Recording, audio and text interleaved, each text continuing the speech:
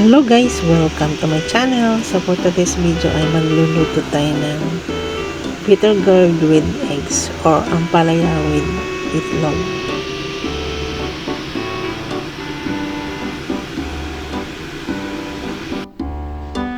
So ito ang ating ingredients guys. Bitter gourd or ampalaya. So ikat lang natin and then tanggalin natin yung seeds.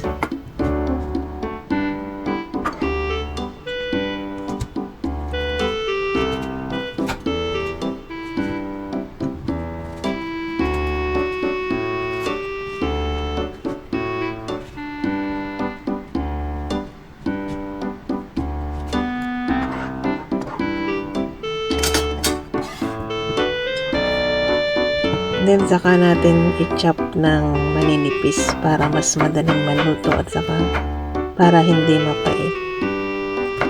So ang ginagawa ko sa ampalaya pag nagluluto ko ay hindi ko na siya binablance o hindi ko na siya nilalagyan ng salt. So direct ko na siyang niluluto para hindi mawala yung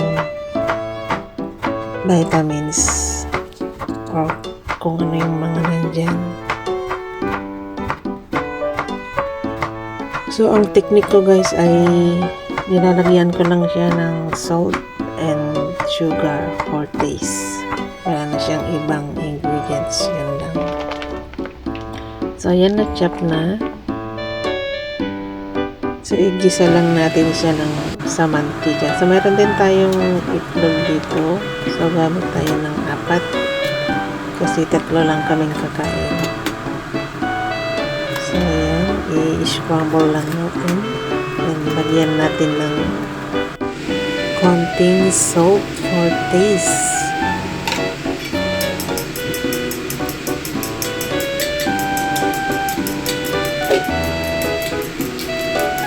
So, habang i-scramble natin yung egg, nagpainit na ako ng mantika. And then, nilagay ko na yung ampalaya.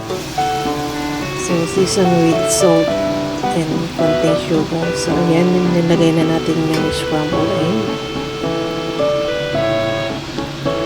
So, tatakpan natin guys para mas madaling maluto. So, gusto ko to guys, hindi sila kinaglalay. So, ganyan natin.